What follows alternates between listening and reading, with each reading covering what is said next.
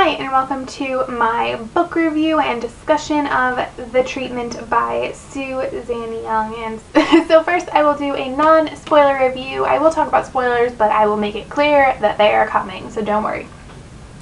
But if you have not read the program, you might want to leave, because it will spoil that. So this is the sequel to the program. Really quick, the program, if you haven't left yet, is a book I don't know how to qualify genre-wise. If you could assist, please do.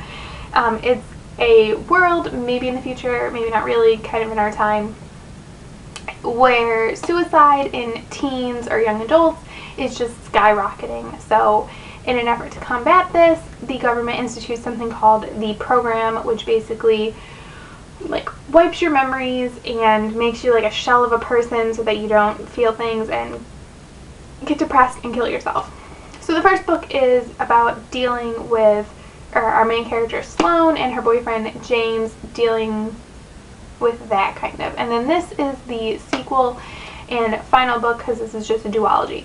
So now we are officially going into the treatment discussion or review. So seriously, if you haven't read the program, you should probably leave.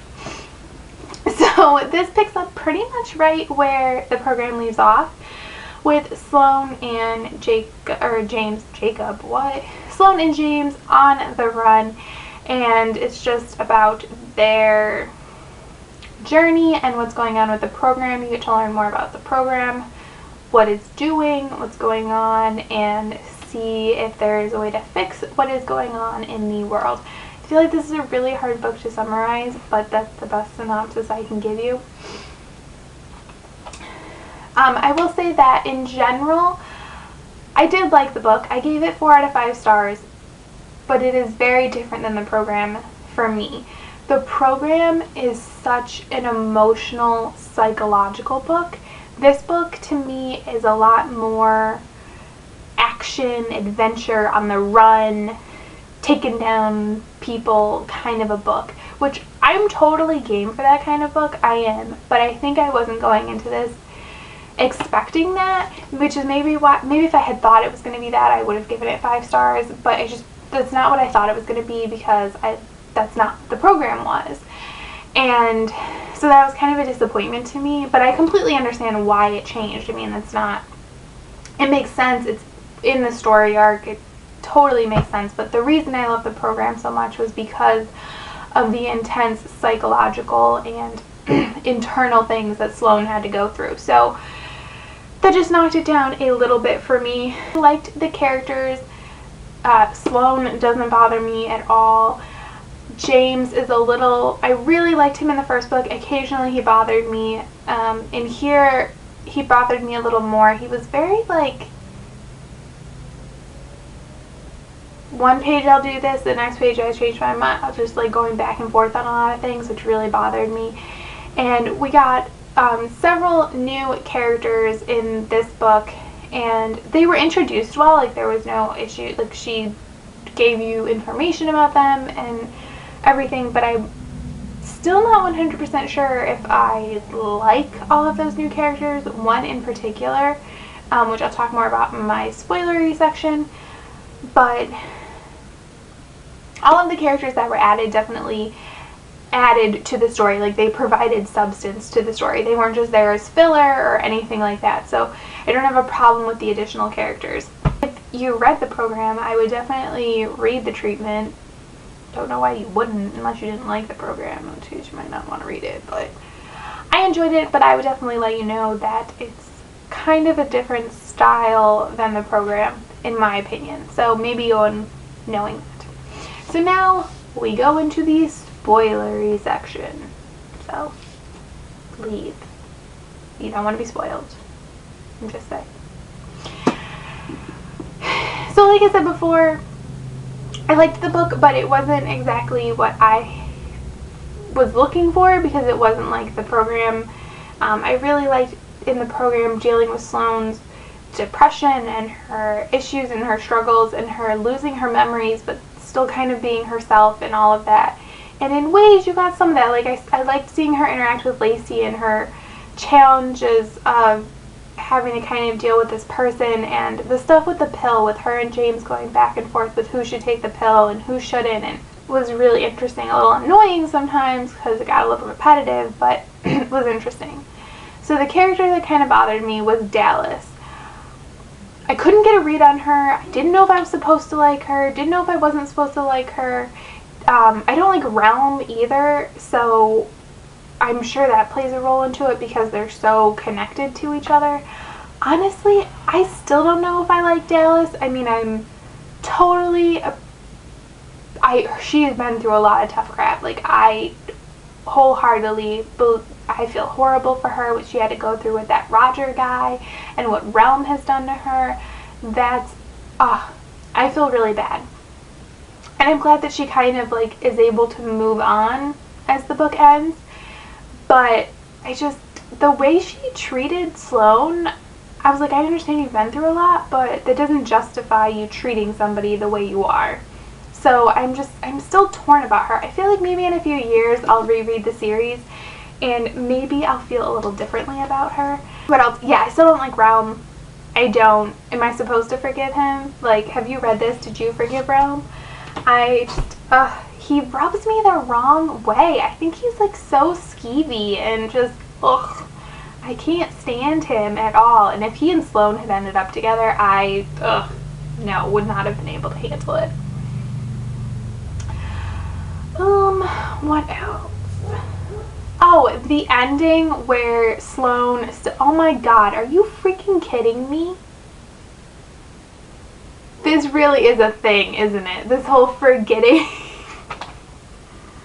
I don't want to say what book I just read because I feel like it will spoil it, but I just finished a dystopian series that has a sort of similar conclusion. Oh my gosh. Plus, you know, the Hunger Games. So, seriously, is that like a thing? Is like people forgetting? Oh my god. You guys, it's horrible. Anyways, so I have no problem with James taking the pill. It completely made sense. That was a good decision. And actually I liked that she still had some memories. Like, she knew some things. Like, it wasn't like she just went in at the end was just like, James was like, nope, we're together. No, she like knew that they were a couple, but she just didn't have all of the backstory that he now had. And it was really cute that he gets to like tell her all these stories. And I like James, so I believe that he won't like be manipulative and horrible about telling her things. Major issue with the book, honestly, was the ending. Not like the ending with the characters, those part, like the characters that we know and like care about, so, well, just know, I guess. So the ending with James and Sloane and Realm and Dallas and Lacey and all of them, like, though I was completely content with where those stories went.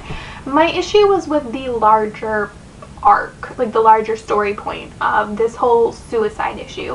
One, I thought that things were solved with the program a little too quickly. Like, somebody does a news report and then everyone's like, oh yeah, this is bad, let's shut it down. And just if the program had as much power as they were trying to make it seem like they did, then how did like this report get out and how did it just become like, it happened so fast? It was a little easy for me, personally, I guess.